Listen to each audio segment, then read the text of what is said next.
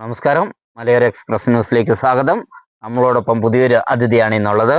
ഒത്തിരി ഭക്തിഗാനങ്ങൾ എഴുതിയ ഒരു അതിഥി തന്നെയാണ്. നമുക്ക് ഒന്ന് പരിചയപ്പെടാം. എൻ്റെ പേര് ജോജേഷ്. കണ്ണൂർ ജില്ലയിലെ വാണിപ്പാറ എന്ന സ്ഥലമാണ് എൻ്റെ നാട്. പരിശുദ്ധ അമ്മ എന്നിലേക്ക് തന്ന ഒരുപാട് അനുഗ്രഹങ്ങൾ അത് നിങ്ങൾ മുമ്പിലേക്ക് പങ്കുവെക്കാനാണ് ഞാൻ ആഗ്രഹിക്കുന്നത്.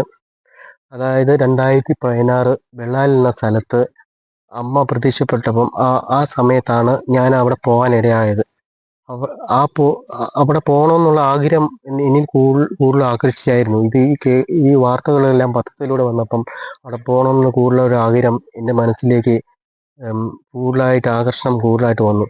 അങ്ങനെ ഞാൻ അവിടെ പോയി. അവിടെ ചെന്നപ്പം മാതാവിൻ്റെ രൂപത്തിൻ്റെ കൂടെ തേനും പാലും ഒരുപാട് എണ്ണയെല്ലാം ഒഴുകുന്നതായിട്ടാണ് ഞാൻ കണ്ടത്. അപ്പോൾ അതെല്ലാം കണ്ടപ്പോൾ തന്നെ എനിക്ക് കൂടുതൽ ഈശോയിലേക്ക് അടുക്കാനുള്ള പ്രേരണ കൂടുതലും എൻ്റെ ഉള്ളിൽ കൂടുതലായിട്ട് തട്ടിയിരുന്നു. അപ്പം ഞാൻ അവിടെ പല ആൾക്കാരും വന്ന് അവർക്ക് സൗഖ്യം കിട്ടുന്നതെല്ലാം നമ്മുടെ കൺമുമ്പിലൂടെയൊക്കെ കാണാൻ ഇടയായി.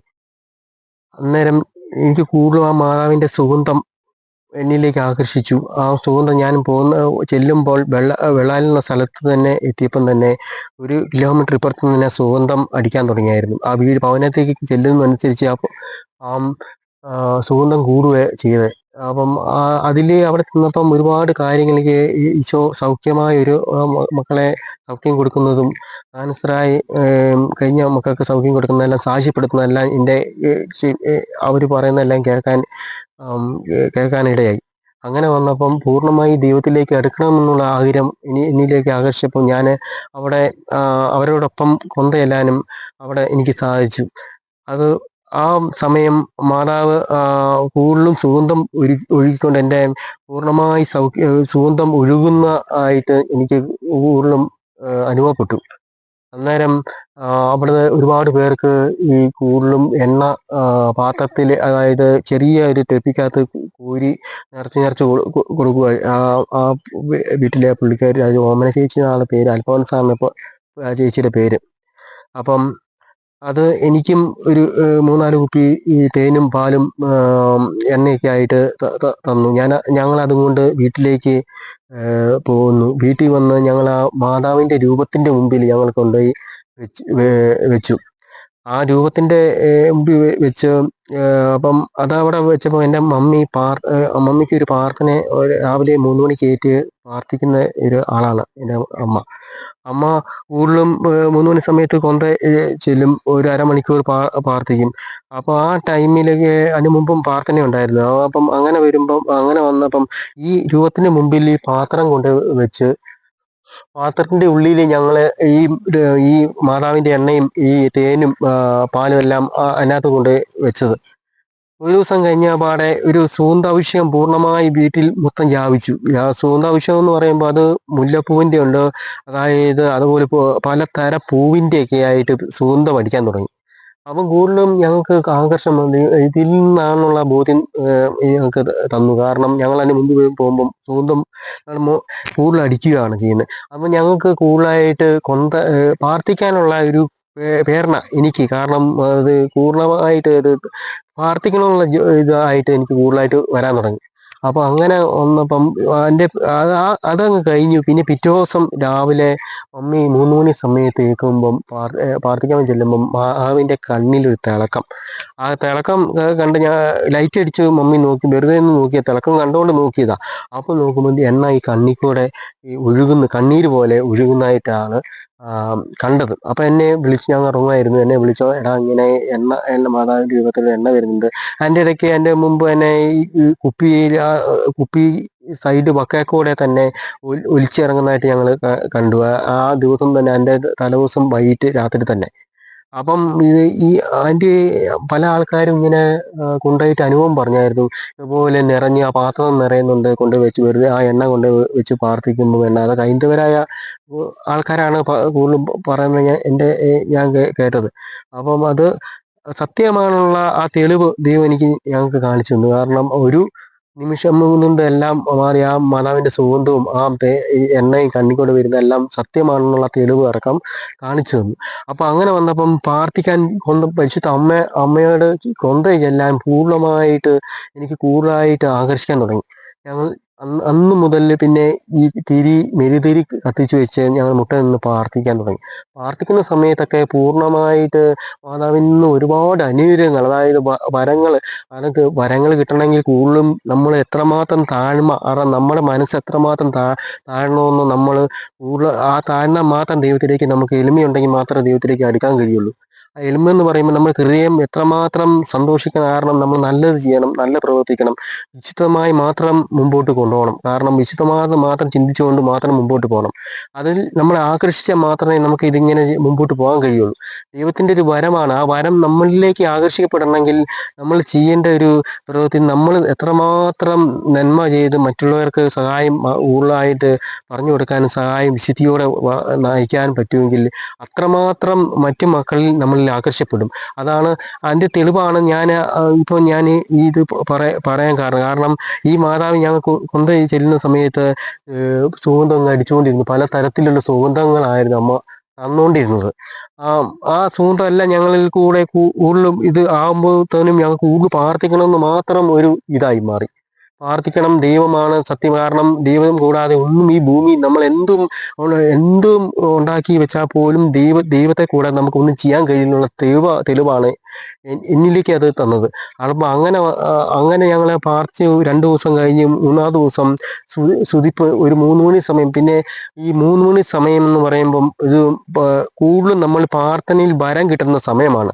അതെല്ലാം മക്കൾക്കും അതൊന്നും അറിയില്ല. കാരണം എല്ലാവരും ഒരുപോലെ ചിന്തിക്കില്ല. കാരണം 3 മണി സമയത്ത് നിങ്ങൾ ആരെങ്കിലും ഒരാൾ സ്ഥിരമായിട്ട് 2 ആഴ്ച അതായത് മനസ്സ് മുഴുവൻ വിട്ടുകൊടുത്ത് പ്രാർത്ഥിച്ചാൽ അതായത് വരം നമുക്ക് കിട്ടിയിരിക്കും. ഈശോയുടെ ഏത് വരമാണോ അത് നമുക്ക് കിട്ടിയിരിക്കും. കാരണം നമ്മളെ തന്നെ വിട്ടുകൊടുക്കേണ്ട ഒരു സമയമാണത്.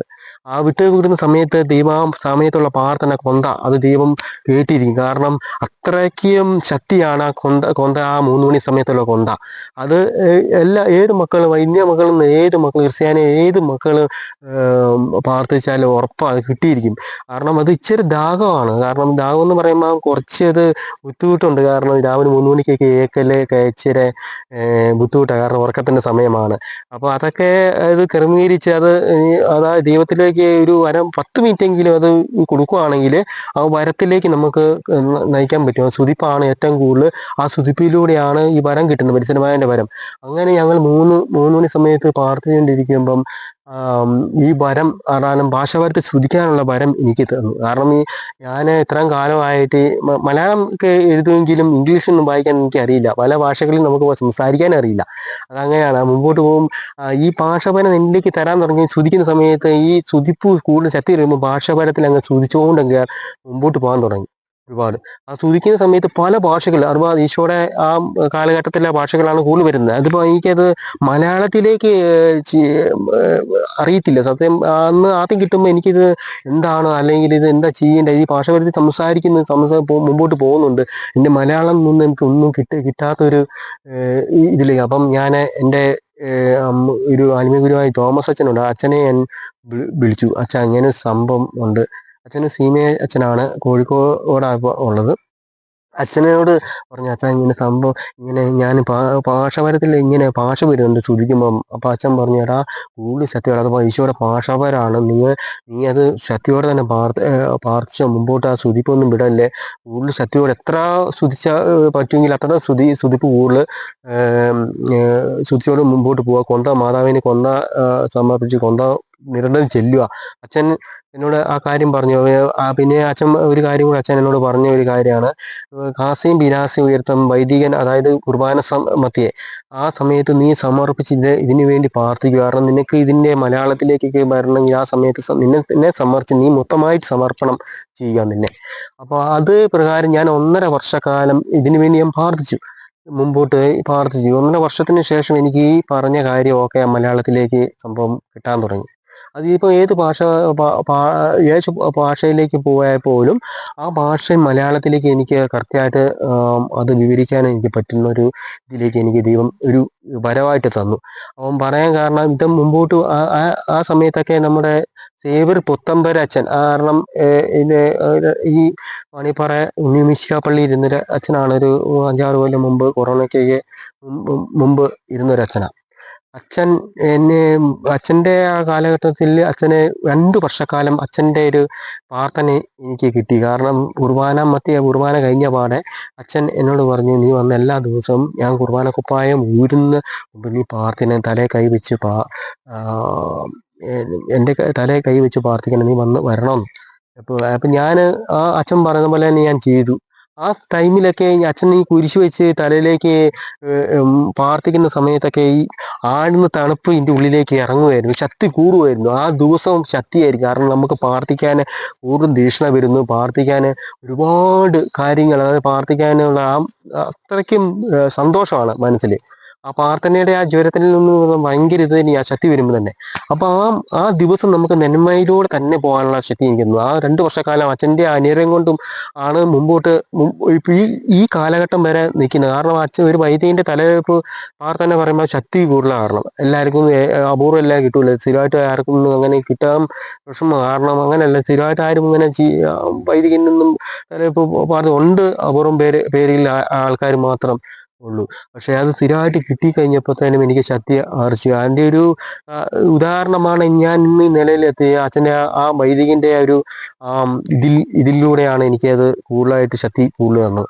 അപ്പം ആ കാലഘട്ടത്തിൽ ആ മാതാവിൻ്റെ ആ സമയം ഞങ്ങൾ പ്രാർത്ഥിക്കുന്ന സമയത്ത് കയ്യിൽ കൂടെ എണ്ണ വരാൻ തുടങ്ങി. കയ്യിൽ കൂടി വെട്ടക്കൂടെയൊക്കെ എണ്ണ ഒഴുകി. ഒരു സന്തോഷം. കാരണം ആദ്യമായിട്ടൊക്കെ ഇത് കാണുമ്പോൾ ഒക്കെ നമുക്കൊരു മനസ്സിൽ കുളിർമയും ആൾക്കാരോടൊക്കെ ഞാൻ പറയാൻ തുടങ്ങി. പക്ഷെ ഒരുപാട് കാര്യങ്ങൾ പറയുമ്പോൾ അധികോളം പേർക്ക് ഇതുണ്ടാകും, അതൊക്കെ ഒന്നും ഉണ്ടാവില്ല. കാരണം അവർക്കൊരു തമാശ രൂപത്തിൽ അവരങ്ങ് പോയി. കാരണം ഇത് സത്യമാണെന്നുള്ളത് മനുഷ്യൻ ബുദ്ധിയിൽ ഒരിക്കലും അവർക്ക് ചിന്തിക്കാൻ കഴിയില്ല. കാരണം ഒരിക്കലും ആത്മീയമായ കാര്യങ്ങൾ മാത്രം ചിന്തിച്ചാൽ മാത്രമേ അത് ഉള്ളിലേക്ക് അത് ആത്മീയമായ ആ ചിന്ത എന്ന് പറയുമ്പോൾ വരങ്ങൾ അല്ലെങ്കിൽ പ്രാർത്ഥന വിശുദ്ധമായത് മാത്രം ചെയ്യുമ്പോൾ ഒരു വ്യക്തിക്ക് മാത്രമേ അത് തിരിയുള്ളൂ. അതായത് പ്രാർത്ഥിക്കുന്ന ഒരാൾക്ക്. അല്ലാതെ പുറമേ ഒരു മനുഷ്യൻ അത് തിരിയാൻ വിഷമമാണ്. കാരണം അവൻ ചിന്തിക്കും ശരിയോ തെറ്റോ എന്ന്. അതാണ് ശരിയോ തെറ്റോ എന്ന് അവന് ഉൾക്കൊള്ളാൻ പറ്റും. കാരണം മനുഷ്യബുദ്ധിയിൽ ഒരിക്കലും ചിന്തിക്കാൻ കഴിയില്ല. ചിന്തിച്ചാൽ പോലും കിട്ടൂല. അത് ആത്മീയമായ മേഖലയിൽ മാത്രമേ ചിന്തിച്ചാൽ മാത്രമേ അത് കിട്ടുള്ളൂ. ആത്മീയമായ എന്ന് പറയുമ്പോൾ പ്രാർത്ഥനയും കൂടുതലും അത് വിശുദ്ധമായ നമുക്ക് ഒരു ദർശനപരം അല്ലെങ്കിൽ ഇതൊക്കെ കിട്ടിയ ആൾക്കാർക്ക് മാത്രമേ തിരിയുള്ളൂ. അല്ലാത്ത ആൾക്കാർക്കൊന്നും തിരിയില്ല. കാരണം ഞാൻ എൻ്റെ ജീവിതത്തിൽ ഞാൻ പറഞ്ഞ ആ വെളാലി പോലെ സമയത്താണ് എനിക്ക് കൂടുതൽ വിശ്വാസത്തിലേക്ക് ഞാൻ വന്നത്. കാരണം വിശ്വാസമൊന്നും ഉണ്ട്, പക്ഷെ ഞാൻ വേറെ ഒന്നും ഒരു പ്രവൃത്തിയിലും പോയിട്ടില്ല. പക്ഷെ ഈ വിശ്വാസത്തിലേക്ക് വരുന്ന കൂടുതലും ദൃശ്യം വന്ന് ഇതിലൂടെ എനിക്ക് കണ്ടപ്പോഴാണ്. ഞാൻ ഒരുപാട് അതിന് മുമ്പൊക്കെ വിശുദ്ധ കുർബാന കൂടാത്ത സമയങ്ങളുണ്ട്. പക്ഷെ ഇതിന്റെ മഹത്വം എത്രമാത്രം നമുക്കറിയത്തില്ല. അത് കഴിഞ്ഞ് ആ മഹത്വം ഇതിലേക്ക് വന്നപ്പോഴാണ് എനിക്ക് തിരിയുന്നത്. കാരണം ദൈവമല്ലാതെ നമുക്ക് മുമ്പോട്ട് പോകാൻ പറ്റില്ല, ദൈവത്തെ കൂടാതെ ഒന്നും ചെയ്യാൻ കഴിയില്ലെന്ന ബോധ്യമാണ് എനിക്ക് തന്നത്. അപ്പം ആ കാലഘട്ടം മുമ്പോട്ട് പോകുന്ന 2018 ആ കാലഘട്ടത്തിലേക്ക് വന്നപ്പം പല ദർശനങ്ങളും എനിക്ക് തന്നു. ആ ദർശനങ്ങളിൽ ഒന്നാണ് ഞാൻ ഇവിടെ പറയാൻ പോകുന്നത്. കാരണം ആ ദർശനം ഒന്ന് ഭാദ്രപിയോടെ തിരുനാൾ സമയമാണ്. ആ ടൈമിൽ രാത്രി ഒരു 12 ഞാൻ സാധാരണ 10:30 ആകുമ്പോൾ പോയി കൊന്ത ചൊല്ലി 11:30-12 മണിയാകുമ്പോൾ തന്നെ എൻ്റെ കൊന്ത ചൊല്ലിയെല്ലാം കഴിഞ്ഞ് ഞാൻ കിടക്കും 11:45 അന്ന് ഒരു ദിവസം ഞാൻ ഇച്ചിരി നേരത്തെ 11:35 കൊന്ത ചൊല്ലിക്കഴിഞ്ഞു. കാരണം എൻ്റെ ശരീരത്തിൽ ക്ഷീണം പോലെ തോന്നി. അപ്പം എനിക്ക് കിടക്കണമെന്ന് തോന്നി. ഞാൻ അവിടെ വന്ന് കിടന്ന പാടെ തന്നെ ഞാൻ ശരീരം തളർന്നു പോയി. കാരണം പിന്നെയുള്ള കാര്യങ്ങൾ ഞാൻ മരിച്ചെന്നാണ് എൻ്റെ ഉള്ളിൽ ബോധമുണ്ട്. ഞാൻ എല്ലാം കാണുന്നുണ്ട്, എല്ലാം ബാക്കിയുള്ള കാര്യത്തിൽ ബോധങ്ങളെല്ലാം കൊണ്ട് കാണുന്നുണ്ട്. കണ്ണ് ഞാൻ തുറക്കാം, പക്ഷെ ബാക്കി ശരീരം ഒന്നും അനക്കത്തില്ല.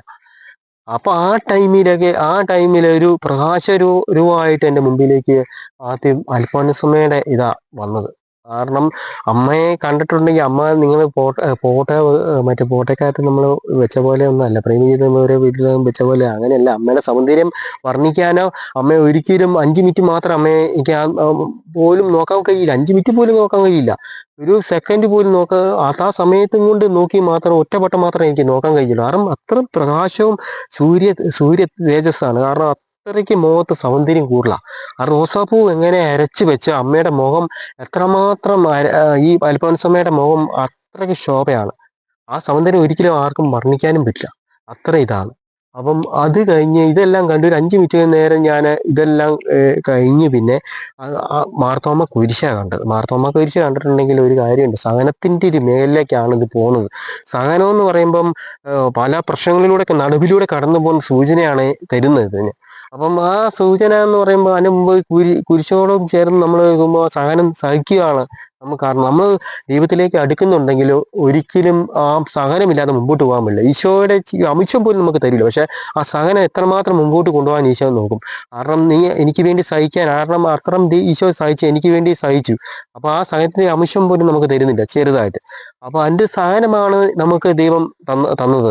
ആ സഹനത്തിന് നടുക്കാണ് മാർത്തോമ കുരിശ് നമുക്ക് കാണിച്ചത്. അത് കഴിഞ്ഞാൽ ആ മാർത്തോമ കുരിശ് ഒരു കുറെ നേരം നിന്ന് കഴിഞ്ഞ ശേഷമാണ് ഫാദർ പിയോനെ ഞാൻ കാണുന്നത്. കാരണം ശരിക്കും കണ്ണടയ്ക്കുന്നതെല്ലാം, അതായത് ആ രൂപം എനിക്ക് കാണാൻ പറ്റി. സൗന്ദര്യം, സ്വർഗീയ സൗന്ദര്യം വന്നാൽ അത് കാണാൻ ഇപ്പോഴും എൻ്റെ മനസ്സിനെ അത് മാറുന്നില്ല. കാരണം കണ്ണടയ്ക്കുമ്പോൾ ആ രൂപം തെളിഞ്ഞു വരുന്നുണ്ട്. അത്രയ്ക്കും ഇതാണ് ആ വിശുദ്ധന്മാരുടെ അത് കണ്ടു കഴിഞ്ഞാൽ. കാരണം എനിക്കത് ദർശനം എൻ്റെ കഴിവ് കൊണ്ടല്ല, ദൈവമാതാം ആ വിശുദ്ധമായ മാത്രം ചിന്തിച്ചുകൊണ്ട് മാത്രം ആയതുകൊണ്ട് മുമ്പോട്ട് പോകുന്നതുകൊണ്ട് അത് എനിക്ക് കാണാൻ കഴിഞ്ഞത്.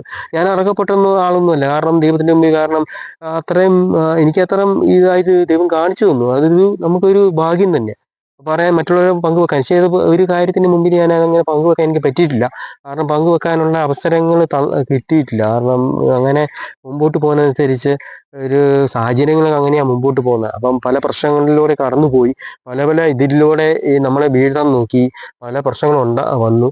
അപ്പൊ ആ മേഖലയിലേക്ക് മുമ്പോട്ട് പോകുന്നതനുസരിച്ച് 12 കൂട്ടം വരങ്ങൾ എനിക്ക് ഇപ്പം തന്നു.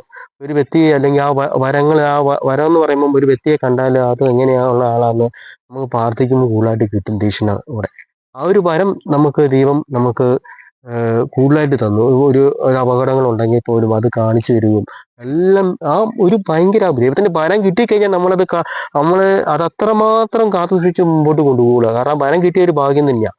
അത് ഇത് ദീക്ഷ തന്നെയാണ്. കാരണം നമുക്ക് ഒരു ബുദ്ധിമുട്ട് ഇതുവരെ ഇത്ര കാലം, ഈ 16 തൊട്ട് ഈ കാലയളവിൽ വരെ ഒരു ബുദ്ധിമുട്ടും ദൈവം നമുക്ക് ഉയർത്തുമല്ലാതെ താഴ്ത്തിയിട്ടില്ല ഇതുവരെ.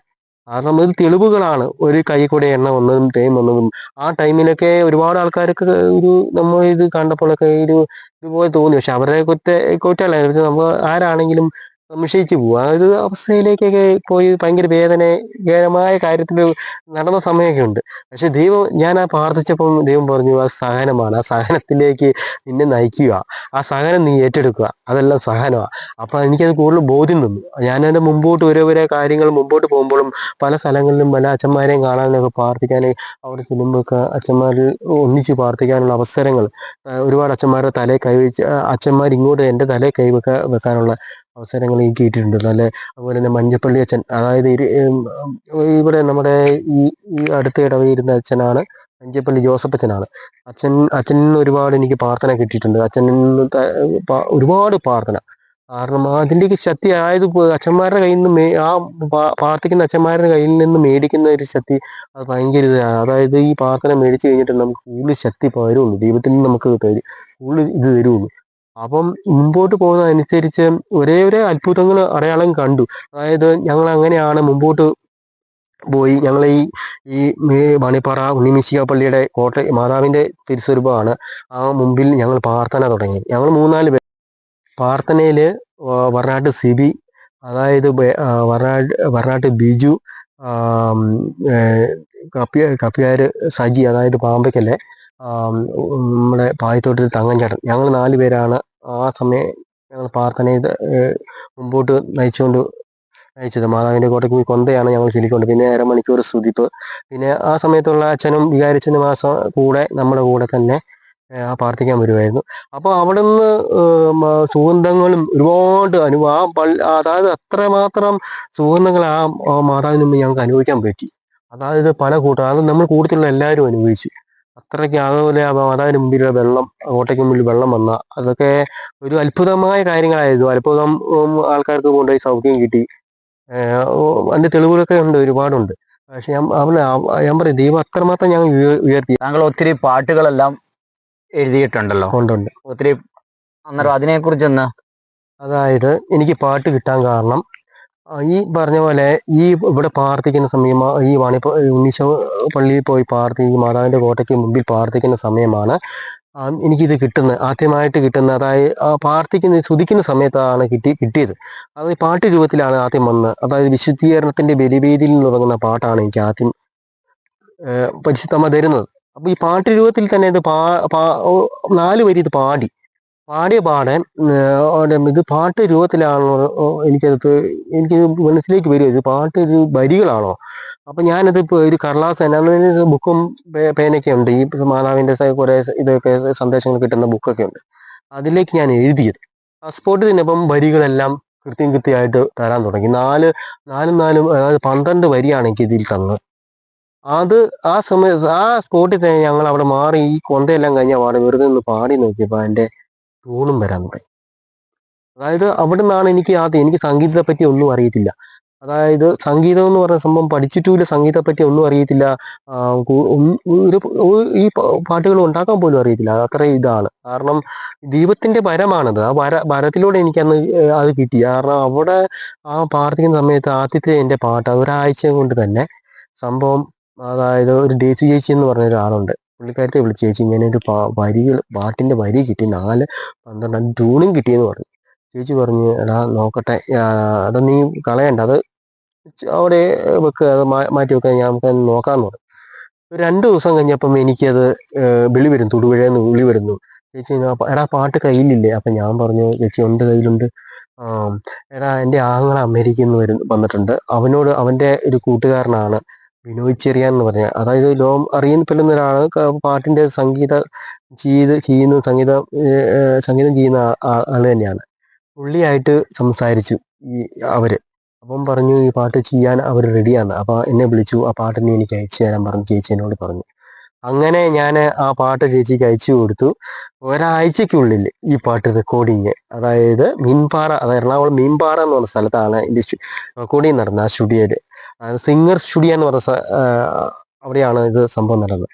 ആദ്യം പാടിയത് ദസ്ലിൻ ഷാജി, വെള്ളരിക്കുണ്ടിക്കാരിയാണ്. ആ കൊച്ചാണ്, പ്രേമിച്ച ആളാണ്. കാരണം ജീവിക്കാത്തതും പട്ടണമയിലൊക്കെ വന്ന് ഈ കൈരളി ടി വിക്കകത്തോടെയൊക്കെ കയറി വന്ന ഒരു കൊച്ചാണ്. ലോകം മൊത്തം അറിയപ്പെടുന്ന ഒരു കൊച്ചാണ്. സിയോൺ ക്ലാസിക്കിൽ കൂടുതൽ പാട്ട് പാടിയ ഒരു വ്യക്തിയാണ്. ആ മകള് ആദ്യം പാടിയ പാടെ തന്നെ അത് കൂടുതലും മനുഷ്യരിലേക്ക് കൂടുതൽ കിറ്റുകൾ ആക്കാൻ പറ്റിയ ഈ ഒരു പാട്ട് കൂടുതലും ആകർഷിക്കാൻ പറ്റി. ദൈവത്തിന്റെ ആ കയ്പ് ഉള്ളതുകൊണ്ടാണല്ലോ ഇതൊക്കെ നടന്നത്. ആ മാതാവിന്റെ അനുഗ്രഹം ആ ഈശോയിൽ നിന്ന് നമുക്ക് തന്നുകൊണ്ട് ഇതെല്ലാം ആ പാട്ടിലേക്ക് അത് ലോകം മൊത്തം പോകാനും വിശുദ്ധി അത് അറിയപ്പെടാനും ആ പാട്ടും എനിക്ക് കഴിഞ്ഞു. അപ്പം അത് കഴിഞ്ഞ് പിന്നെ ഓരോ പാട്ടുകൾ ദൈവം ഒരുക്കി തരുകയായത്. രണ്ടാമതും പാട്ട് പിടിച്ചത് തൊടുപുഴ സ്ഥലത്താണ്. അതും ഉറപ്പില്ലാതെ മുമ്പോട്ട് പോയി ഒരേ പാട്ടുകൾക്കും നമുക്ക് അതിൻ്റെ എനിക്ക് 300 പാട്ടാണ് നിലവിൽ ഇപ്പം കിട്ടിയേക്കുന്നത്. 300 പാട്ടില് 21 പാട്ട് ഇപ്പം നിലവിൽ ഇറങ്ങി. 21 പാട്ടാണ് ഇപ്പം നിലവിൽ ഇറങ്ങിയത്. ഇനിയിപ്പം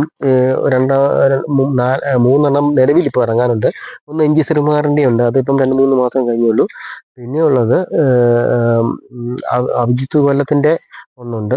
പിന്നെ പിന്നെയുള്ള 2 വേറെ ഒരു പിള്ളേർ പാടിയതാണ്. അത് പുതിയൊരു പാട്ടുകാരാണ്. അങ്ങനെ ഇത്തരം പാട്ടുകളൊക്കെ പുറത്ത് ഇറങ്ങാനുണ്ട്. അപ്പോൾ ഞാൻ ഇപ്പം ഇത് മുമ്പോട്ട് വരുന്നതനുസരിച്ച് ഓരോ വരികൾ 1 മണിക്കൂർ കൊണ്ട് 10 പാട്ടാണ് കിട്ടുന്നത്. ഒറ്റ മണിക്കൂർ കൊണ്ട് 10 പാട്ട്. അതായത് ഞാൻ ഇതായിട്ട് പറയില്ല, കാരണം 1 മണിക്കൂർ കൊണ്ട് എനിക്ക് എഴുതാൻ കഴിയും 10 പാട്ടും തൂണുമാക്കാനും പറ്റും. പക്ഷെ ഇത് വരമാണ്, അതായത് ദൈവത്തിൻ്റെ വരമാണ്. അല്ലെ എന്നെ കൊണ്ട് ഞാൻ ചിന്തിച്ചൊന്നും എനിക്കൊരു പറ്റില്ല. ഒരു പാട്ട് എഴുതുന്നെങ്കിൽ അത് എഴുതുന്ന ആൾക്കാർക്കോ അല്ലെങ്കിൽ അവർക്കറിയാം എത്രമാത്രം വിഷമമുണ്ട്. അത് ചിന്തിക്കുന്ന ആൾക്ക്, ചിന്തിച്ചെഴുതുന്ന ആൾക്കാർ ഒരുപാടുണ്ട്. ദൈവത്തിൻ്റെ വരത്തിന് അങ്ങനെ ഇതില്ല. കാരണം നമ്മൾ ഓട്ടോമാറ്റിക്കായിട്ട് ഇങ്ങനെ നമ്മൾ വരുവാണ്. ഓട്ടോമാറ്റിക് എന്ന് പറയുമ്പോൾ നമ്മൾ ആ പാട്ടിനനുസരിച്ച് നമ്മൾ ആ പാട്ട് ഏതാണോ ആ പാട്ട് നമ്മൾ പാടുന്നതനുസരിച്ച് തന്നെ നമ്മൾ ആ സ്പോട്ടിൽ തന്നെ എഴുതിയെടുക്കുക. ഇനി ആ എഴുതിയെടുക്കണം ആ സ്പോട്ടിൽ തന്നെ, അല്ലെങ്കിൽ മറന്നുപോകും. പിന്നെ ആ പാട്ട് കിട്ടില്ല ഒരിക്കലും. അത് ഓരോരോ അങ്ങനെയാണ്. ഓരോ വരികൾക്കും അത് 4, അതായത് എത്ര വരികളും നമുക്ക് മുമ്പോട്ടാക്കാം. പല്ലവി, അനുപല്ലവി ഇതൊക്കെ കൂട്ടിച്ചേർക്കാം. എല്ലാം ചേരണം. ആ ചേർച്ച അത് ദൈവം സഹായിച്ച് എനിക്ക് ഇന്ന് വരെ ഒരു ബുദ്ധിമുട്ടുകളും അതായത് അതിൽ കുറെ തെറ്റുകളൊന്നും പറ്റിയിട്ടില്ല. താങ്കൾക്ക് സിനിമയിലൊക്കെ കിട്ടിയിട്ടുണ്ട് എന്ന് പറയുന്നത് കേട്ടോ. സിനിമയിൽ ഉണ്ട്. സിനിമയിൽ ഇപ്പോൾ ഒരു പടത്തിൻ്റെ ചാൻസ് വന്നിട്ടുണ്ട്. അതിന് പോവാണ്. അതിനുള്ള പണിപ്പുരയിലൊക്കെയാണ് ഇത്. 2 പ്രാവശ്യം നാട്ടിലേക്കൊന്ന് പോയി അവരെ പോയി ഒന്ന് കണ്ട് എല്ലാം റെഡിയായി. ഇപ്പോൾ അധികം താമസിക്കാതെ തന്നെ പോവും. വിളി വന്നാൽ ആ സ്പോട്ടിൽ തന്നെ പോവും. അപ്പം ഒരു പടമാണ് അത്, തമിഴ്നാട്ടിലാണ് പറഞ്ഞേക്കുന്നത്. അങ്ങോട്ട് പോകാനുള്ള ചാൻസ് ഇത് ഒരു അവസരമാണ്. ആ അവസരം നമ്മൾ വിനിയോഗിക്കുകയല്ല ചെയ്യുന്നത്. ആ സമയത്ത് പിന്നെ നമ്മളത് കൂടുതലായിട്ട് അതിലേക്ക് ഒന്ന് പോകാന്നുള്ള തീരുമാനമായി. അപ്പോൾ അത് ഇപ്പോൾ ഉടനെ തന്നെ ഉണ്ട്. ഇതിപ്പം പുറത്തിപ്പം ഞാൻ അത് കൂടുതലായിട്ട് വിശീലനം അത് കഴിഞ്ഞിട്ട് ഉടനെ ഇറങ്ങാനുള്ള പാട്ട് ഉടനെ ഇനിയിപ്പം ജനുവരിയിലുണ്ട് ഒന്ന്. ജനുവരിയിലാണ് ഇനി പാട്ട് ഇറങ്ങുന്നത്. കാരണം നമുക്ക് സമയം ഒന്നും കിട്ടാത്തതിൻ്റെ ഒരു ഇതുണ്ട്. കാരണം ഒരുപാട് ഇനിയിപ്പം ഓരോരോ കാര്യങ്ങൾക്ക് ഇങ്ങനെ പോകുന്നുണ്ട്. ഇങ്ങനെ ഈ സിനിമയിലൊക്കെ കാര്യങ്ങൾക്ക് മുമ്പോട്ട് പോകുന്ന സമയത്ത് ഇനിയിപ്പം അതിൻ്റെ അവസരം കാരണം കിട്ടണമെങ്കിൽ ക്യാപ്പ് കിട്ടാതെ ഒന്നും നടക്കൂലാത്തതുകൊണ്ട് ഇനിയിപ്പോൾ ജനുവരിയിലേക്ക് വരണം. ഒരു പാട്ട് ചെയ്തു വെച്ചേക്കുന്നു, അത് ഇറക്കാനാണ് തീരുമാനം. ഇനി ഉള്ളതൊക്കെ അത് പിന്നെ അടുത്തടുത്ത് തന്നെ 2 മാസം കൂടുമ്പം ഇറക്കാനാണ് തീരുമാനം ആക്കിയേക്കുന്നത്. പിന്നെയുള്ളത് നമ്മുടെ കൂടെ ഇപ്പം എൻ്റെ കൂടെ തന്നെ ഉള്ളത് ഷാജി എന്ന് പറഞ്ഞൊരു പുള്ളിയാണ്. വെള്ളരിക്കുണ്ടുകാരനാണ് ഷാജി. ഒരു പാട്ടൊക്കെ പാടുന്ന ഒരു കുടുംബം അടക്കം പാട്ട് പാടുന്ന തെസിലിൻ്റെ ചാച്ചനാണ്. പുള്ളിയാണ് എന്നെ സപ്പോർട്ട് ഇപ്പം ചെയ്ത് എൻ്റെ കൂടെ ഉള്ളത്. ആ ഇതിലാണ് ഇപ്പം നമ്മൾ പോകുന്നത് ഒന്നിച്ച്. ഇത്രയും നേരം നമ്മുടെ പ്രേക്ഷകരോടൊപ്പം നിന്നതിന് ഒത്തിരി നന്ദിയുണ്ട്. Okay, thank you.